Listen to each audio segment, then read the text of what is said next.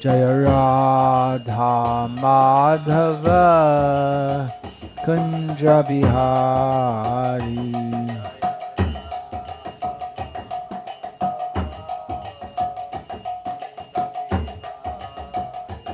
Jaya Radha Madhava Kunja Bihari.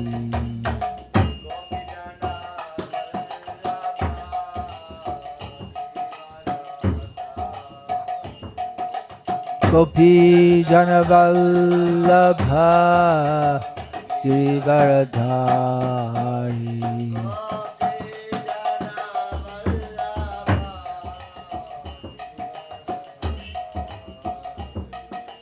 Gopi Janavallabha Girivaradhari.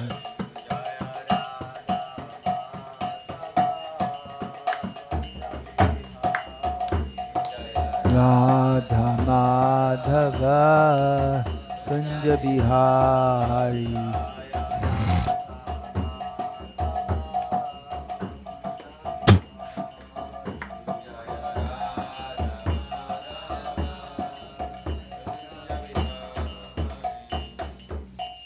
Jayam Vishnupad Paramahamsa Parivrajagacharya Ashtotar Sada Sri Srimad A.C. Bhaktivedanta Swami Prabhupada ki Jai. Jayam Vishnupad Paramahamsa Parivrajagacharya Ashtotar Sada Sri Srimad Bhakti Siddhanta Saraswati Goswami Maharaj Prabhupada ki Jai.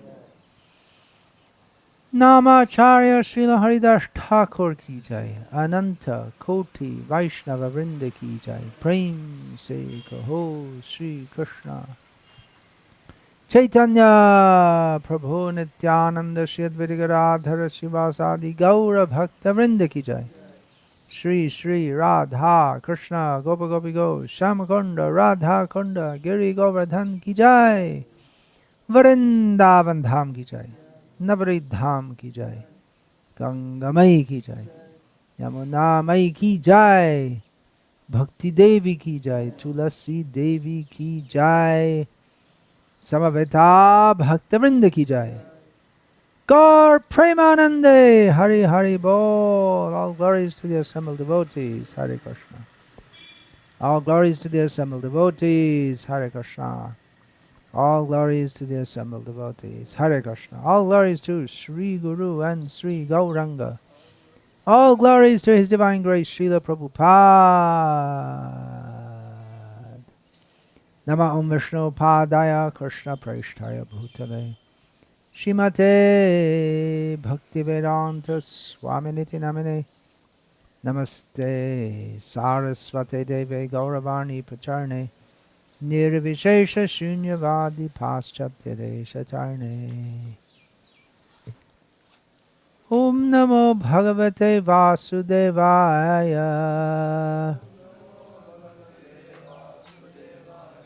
Om Namo Bhagavate Vasudevaya. Om Namo Bhagavate Vasudevaya.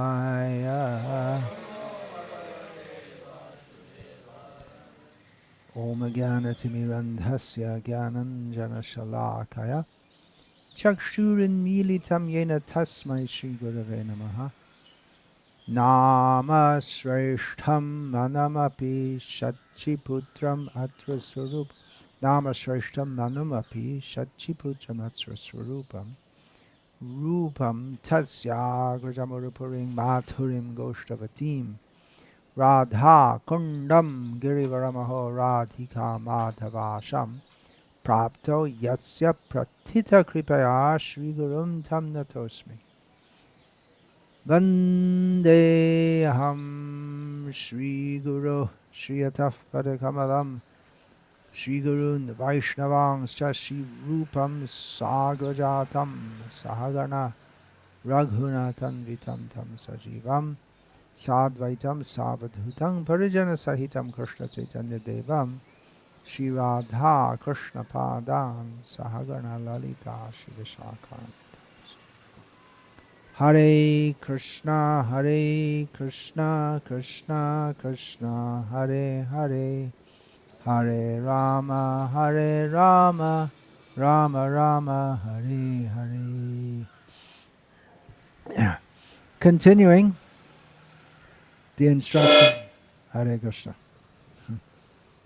Continuing discussing the instructions given by the Avadhut, although not mentioned in Srimad Bhagavatam, but the Acharyas describe that he is actually Dattatreya, famous Dattatreya.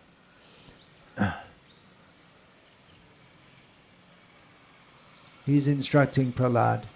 He already gave one example of a python. And now he gives an example of another kind of snake. We can learn from snakes also. Don't sit in front of a snake and listen. Well, there is actually an instance of that, right? There's Ramanuja was instructing, what is that story? I can't remember. He was instructing from behind a curtain. You know that story? And then he pulled it aside and saw it was actually Adi Shesh. What's that story? The Jains. Oh, that was the discussion with the Jains? Yeah. And then when he realized, the greatness of Ramanuja.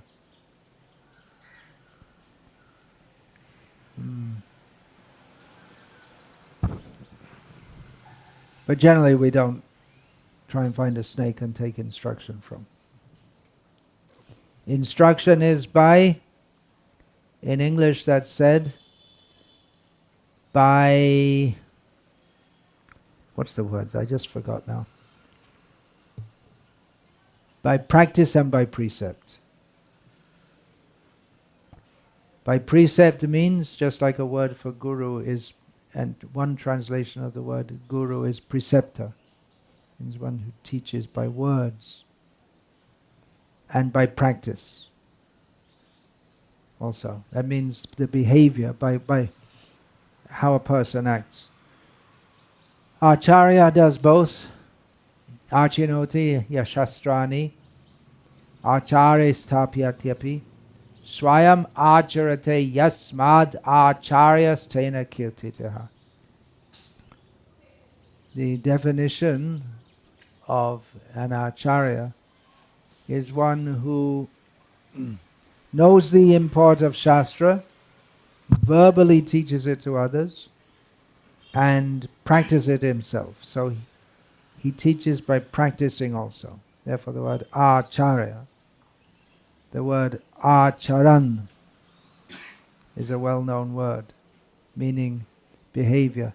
Sadacha, we know the term sadacha means proper behavior. What's the opposite of that? Kadacha or asatacha. It means improper behavior.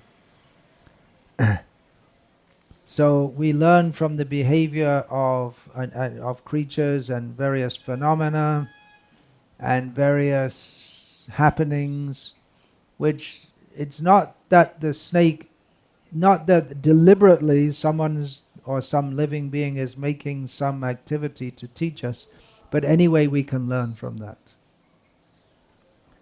So the next one is the snake, particular kind of snake, who enters the hole made by a rat or a rabbit, eats the rat, and makes the hole his own home. So what do we learn from that? That we should enter rabbit holes and kill the rabbits? Well, we wouldn't fit in a rabbit hole, would we? We should go in people's homes and kill them? No, that's not what we learn. But the point is that the snake doesn't make much endeavor for his own living quarters, but he takes advantage of what someone else has provided. And again, it doesn't mean that someone built a nice house and we go and kill them and live in the house, but just like the example was given of the honeybee, or the honey thief, the honey thief who steals the honey made by the bees. So others make the endeavor and the bee takes the advantage. The thief takes the advantage. So we see here in Hindu culture, Vedic culture, it's not exactly the same. But there is provision made for traveling saintly people in holy places, especially. There are dharamshalas, which means not only sadhus, but any pilgrims can come. They can stay there. In holy places especially we'll find, I was just mentioning yesterday to Hrishikesh Prabhu, when I first came to Delhi in 1976, we stayed in the Birla Mandir's Dharamshala, because there may be sadhus coming and going. So they make some arrangement. And it's understood that the sadhus or the pilgrims, they won't stay very long. Not that they sit down in one place and stay there. There may be such arrangement also in Rishikesh, in Dwaraka. There are arrangements made. Any sadhu wants to come, they can come and stay as long as they like. And some do stay for an extended amount of time. But it's very simple. The whole idea is very simple. Not that luxurious arrangements are made. So the point from the sadhu's point of view is that he shouldn't make any arrangement for his own shelter, not for his own food, not for his own shelter. He can find something. Now, yesterday, the day before, you were running around looking for some place to stay in. That's all right. The idea is that you didn't make any big endeavor to build a building or any such thing. Whatever's there, whatever's there, we'll occupy. Someone offers a place for us to stay. And they know also, or they trust that we're having got in a place, we're not going to stay there and claim that it's our own, which is quite possible. In India, usually if someone rents out a house to another, they give them an 11-month lease, because if they stay more than 1 year, they can claim by law that now you can't kick me out. And the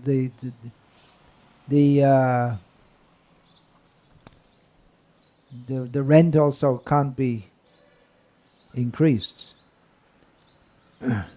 It's not only in India. In New York also they have people.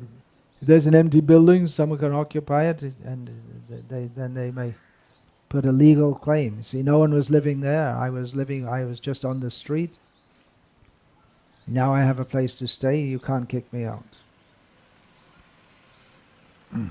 New York City. You probably all of New York State. So a sage should make no endeavors for his own shelter. We shouldn't be very concerned. Even in an ashram, just like in Salem, that big temple is being built for the glorification of Krishna. So people can come and have darshan of Krishna. But for the devotees' quarters are also being made, so some endeavor is made for shelter. But that's so that they can stay and serve the Lord. Not that the devotees shall have very luxurious apartments to live in. Now, of course, Srila Prabhupada did have some luxurious apartments just outside London, in that Bhaktivedanta manor. His room is still there. In Melbourne, Australia, very plush arrangement.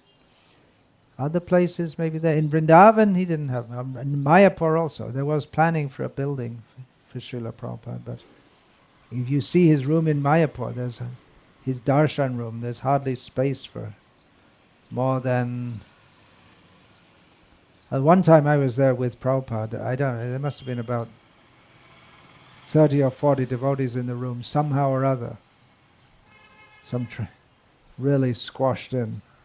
But anyway, there wasn't an arrangement for no big arrangement. And Srila Prabhupada, when he first came, you can to Mayapur to live on the ISKCON property there. You can see just at the main entrance of the ISKCON property now, there's Srila Prabhupada's Bhajan Kuti, which is not exactly the same one that was there originally, but it's a reconstruction, a very simple hut. Srila Prabhupada is very satisfied. Similarly in Bhubaneswar, in January 1977, Srila Prabhupada stayed there for quite some day, maybe 10 days, 2 weeks, something like that, in a little hut, just one room. And there was outside there was a tube well for taking baths, and Prabhupada would go in the fields. Now there are no fields, it's all built up city, with the lota for evacuating. Prabhupada is very satisfied with that. But he did agree that a house could be built for him in Mayapur, just so that people could come and guests could be received like that. That's why he had the big quarters. And factually in England, and he had nice quarters in New York City also, eventually, in the last building they had there before Srila Prabhupada left the world. So, and there was practically it was used almost every day. Big famous people were brought to see Srila Prabhupada in London. Even some of they were nationally known people, just like, who came? George Harrison came. Donovan, who was a famous singer at the time. You ever heard of Donovan? No, he's not famous now. He was famous at the time. Lord Brockway, who was a lord, and one of the famous lords, something to do with publishing. Then that historian, Toynbee, he was big in the academic world. So many important people, and then representatives from national newspapers, they came and they interviewed Prabhupada in London and in Melbourne, in New York. Big people, important people, journalists, they came.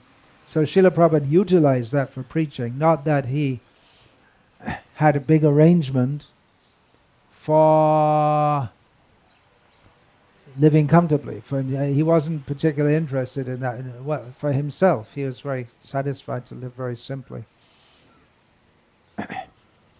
Once Srila Prabhupada was asked why he was building a temple, a big temple with quarters for devotees to stay in Vrindavan, when the 6 Goswamis had stayed under a different tree every night.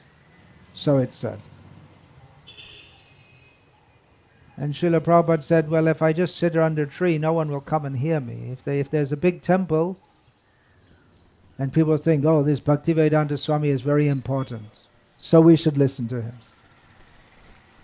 So the arrangement, the comfortable arrangement, is not for the devotees, but for the non-devotees, so that they take this movement seriously, and that people will come and listen to them. And for that reason, Srila Prabhupada, he spent much of his time during his 10 years approximately of traveling vigorously around the world preaching. Spent a lot of that time in India focusing on getting temples built in Mayapur, Vrindavan and Mumbai. For that very reason, that people won't take us seriously unless we have something solid to show, something spectacular. And now ISKCON has so many spectacular temples all over India. It's become a normal thing that devotees build these fabulous temples. Really quite wonderful, many of the ISKCON temples that have come up. But not for ourselves, that's the point. Krishnate kila cheshta. Everything should be done for Krishna's satisfaction, for Krishna's sake. The next example is of the spider. What do we learn from the spider? One thing we can learn is chant Hare Krishna. How are we going to learn that from the spider? If you don't chant Hare Krishna, you could end up as a spider. or a snake, or a rat getting eaten by a snake. So we can learn chant Hare Krishna. And even if we're not mad in love for Krishna, at least we won't end up as a spider. What a horrible birth. That's got to be really low, to be born as a spider. Anyway, the spider, what we can learn from the spider is compared to God. Spider is compared to God in what way? Because from the body of the spider manifests the web, the materials for the spider's web. And then at some point in time, the spider takes the materials for the web within his body again. So in the same way, from God, the whole universe manifests, and again it enters into him. So that way we can learn from the spider. Yato va imani bhutani jayante. Everything comes from him. Yena jatani jivanti. Everything lives in him. Yat prayatyapi sangvishanti. And everything ultimately enters into him. It's stated in the Taittiriya Upanishad.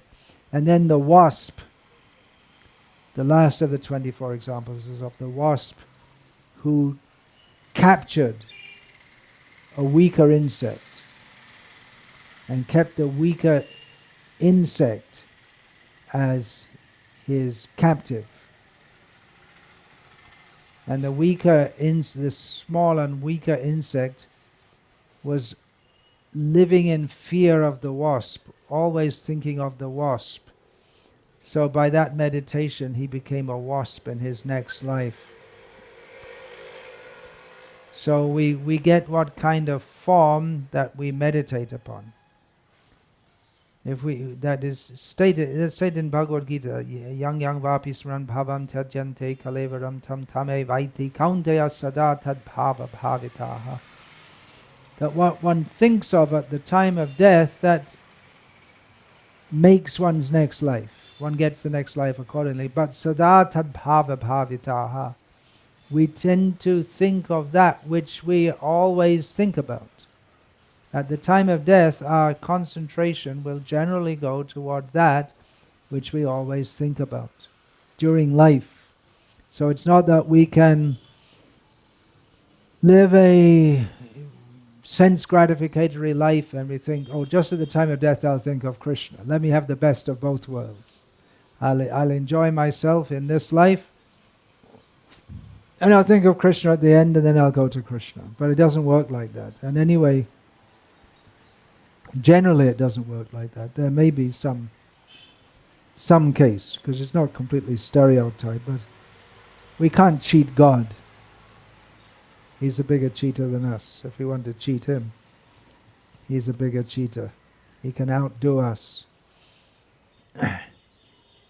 So what are we going to think of? We should think of Krishna. The whole of sadhana, bhakti sadhana, is simply to fix the mind on Krishna. That's all. And if we even in hatred, if we think of Krishna, that's not at all recommended, but demons like Shishupal and Kamsa, they got liberation by thinking of Krishna. They didn't exactly get it. They didn't, well, some of the demons killed by Krishna, they got impersonal liberation because they really didn't want to be serving Krishna, but they got impersonal liberation. So from all that's the 24 gurus as described by the Avadhut.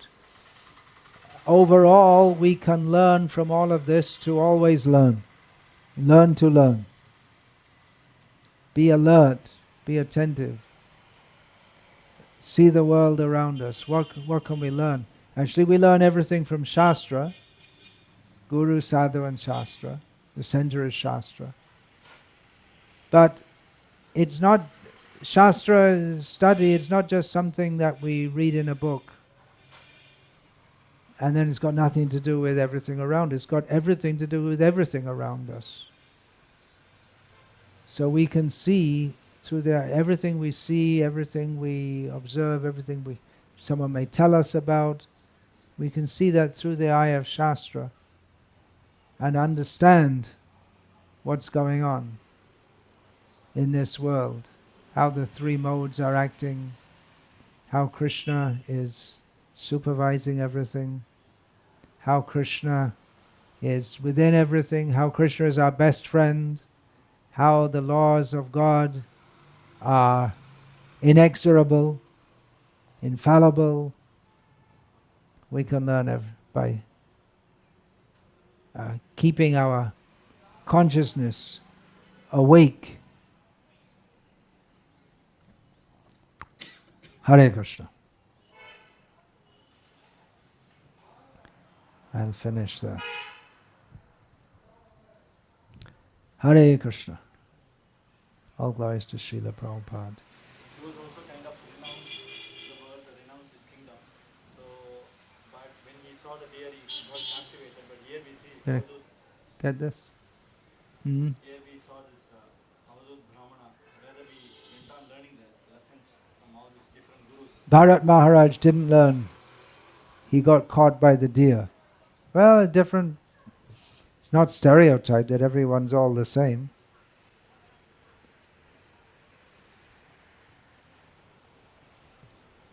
I don't really understand. What's the question is, why did Bharat Maharaj go that way, and why did the Avadut Brahmana go on learning?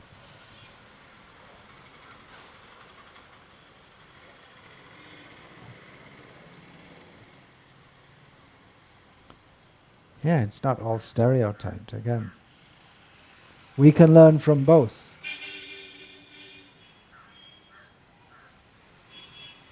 Hmm? Even Bharat Maharaj, through most of his life, was, especially after renouncing home, he was practicing to fix his mind on Krishna, but then he became intensely attached to a deer. You might think at the time of death he'd remember Krishna, but the deer was there, so it became more difficult for him. That's why it's recommended, Panchash urdhvang vadang rajet, when one reaches the age of 50, leave home. Because one may chant Hare Krishna at home, but at the time of death, if you're surrounded by family members, it's going to be very difficult to concentrate on Krishna. They'll think, oh, my family, I'm leaving my family. And then you won't leave, because you don't want to leave, so you come back again. May come back as a grandson. That's quite common, it seems.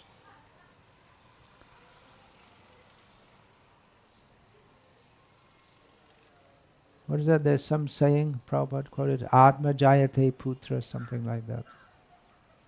One is born again as the son within the same family. There was a case like that in Bombay, some devotees that the child knew that he'd been the grandfather or something like that. There are so many cases.